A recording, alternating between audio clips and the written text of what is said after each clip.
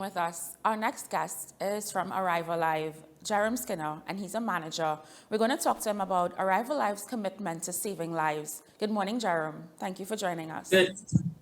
Good morning. Good morning. Thank you for having me. No problem. How are you doing this morning? I'm fine, thank you. Okay. All right. So we want to get into it one time and we want to talk about Arrival Live and the commitment to saving lives and preserving lifestyles. Talk to us about that. Talk to us about the inception of Arrival Live, TT. So Arrival Live was formed almost 20 years ago, 2005, by a group of concerned citizens who uh, recognized that there were too many road traffic fatalities occurring on our roads. And the most glaring observation was that road traffic fatalities are all avoidable. Right. So that's really where we started, and it's carried us all the way to this day. We still stand by that statement. All road traffic fatalities are avoidable. Based on these statistics, what is the main contributor to the road fatalities that we're seeing playing out? Because we have seen, either a steady flow of road fatalities or an increase in road fatalities. So there are behavioral factors. Persons driving too fast, driving under the influence of alcohol, or driving tired, for example. Um, those are some of the behavioral factors, but there are also some systemic factors. The engineering of the roads, the engineering of vehicles. Um, and I mean, I've seen where the authorities have taken significant steps and made significant strides in trying to alter human behavior, alter the behavior of road users in Trinidad and Tobago, particularly drivers. But we are lacking a little bit, especially over the last few years, in terms of the engineering aspect of it.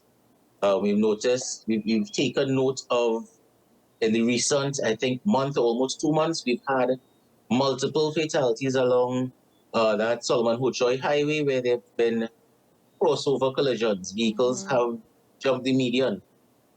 That has not happened for a long time before, right? Because in the past, you've had cable barriers that have been installed and maintained. Right. Right now, if you drive along the Solomon Hochoy Highway, there's almost none. Yeah, because I saw a post on Facebook, and I believe it would have been a post as well that you would have reshared on Arrive Alive's Facebook page, calling for the cable barriers. Talk to Yeah. us about that and why it was removed and the need for it to be reinstalled. Well, I don't think it was removed. They were damaged.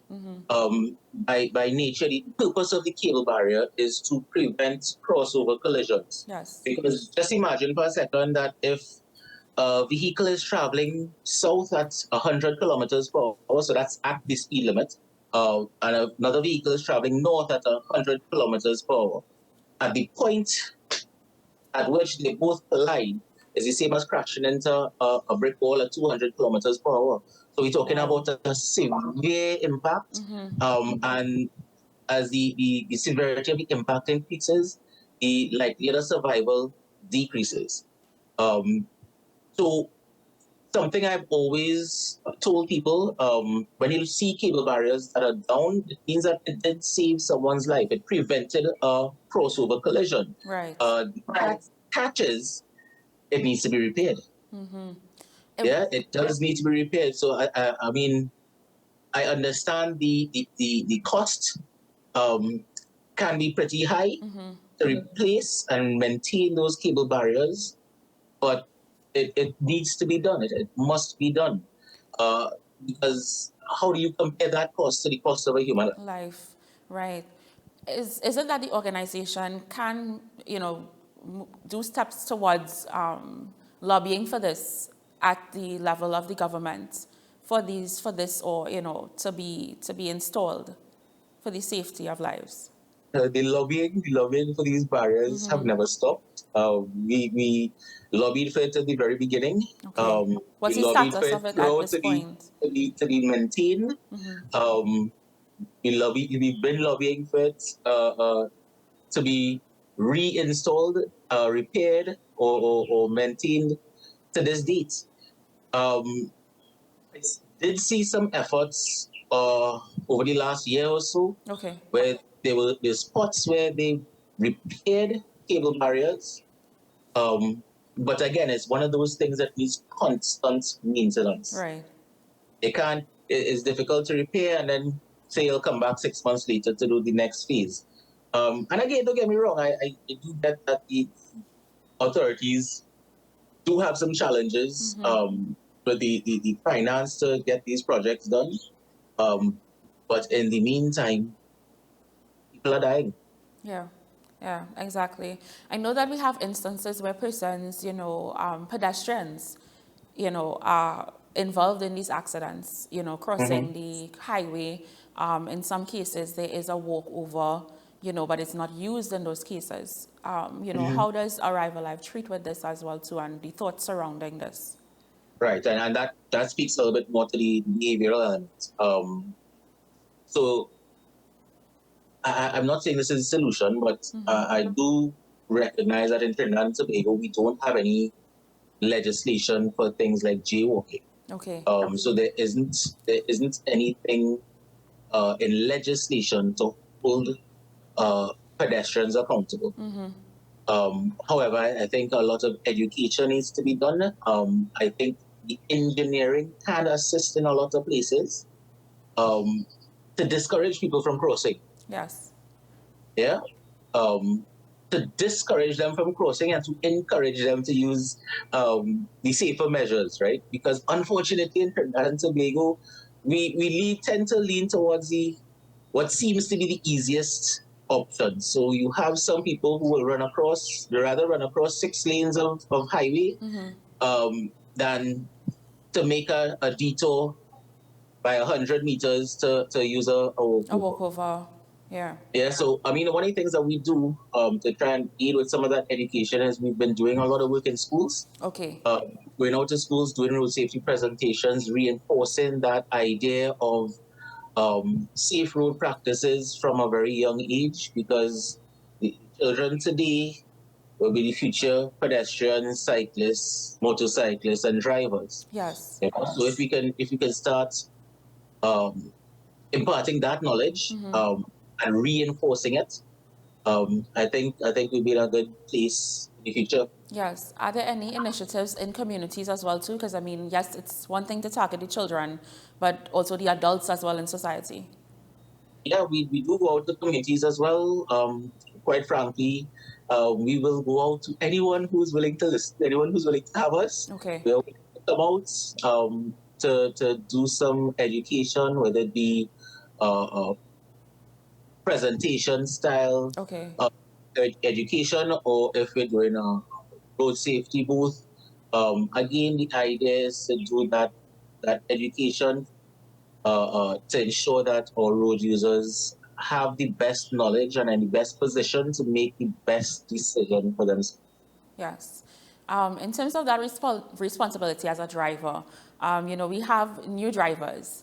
So what are some of the tips that you'll give to new drivers, and also inclusive of the importance of, defensive driving courses?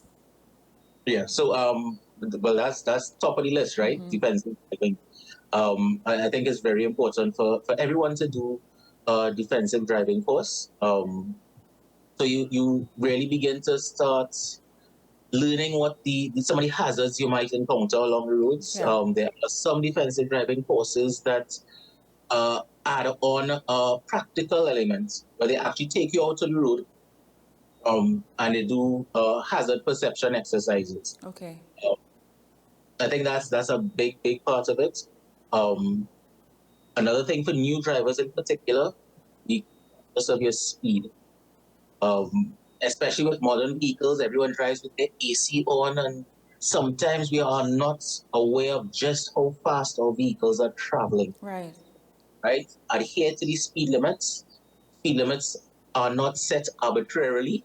They are set based on, or at least they should be set based on the conditions of the road, the engineering of the road, and the ability of one to keep that vehicle on the road safe. Yes. Of course, the usual: don't drink and drive. I want to add as well, be mindful of drugs while driving. I've noted the increasing prevalence of cannabis use in Trinidad and Tobago, Okay. especially with the legislation. And I think a lot of people are not aware that it is illegal to drive under the influence of drugs. Influence. It is illegal. It is in law. It is illegal to drive under the influence of drugs. But it's also dangerous as well, right? It skews your perception, um, and of course your ability to drive. Right. Um, and then again, there are lots of so many other things I Yes. Yeah. could spend all morning talking about. Definitely. I know that on your Same- social media pages, you know, your team is very active. So yeah, where can persons find you on social media where they can get tips, they can get these pointers, and they can keep up to date with any outreach programs that you would have in schools or in communities? sure. You can get us on either Facebook or Instagram. On both, the handles are Arrive Alive TT. Or you can Okay. check our website, arrivealivetT.com. Okay. Is there any contact number that persons can use also to get onto your team? Yeah, contact number is also very easy. It's 675 LIVE. Okay. LIVE. Easy number to remember. Yes.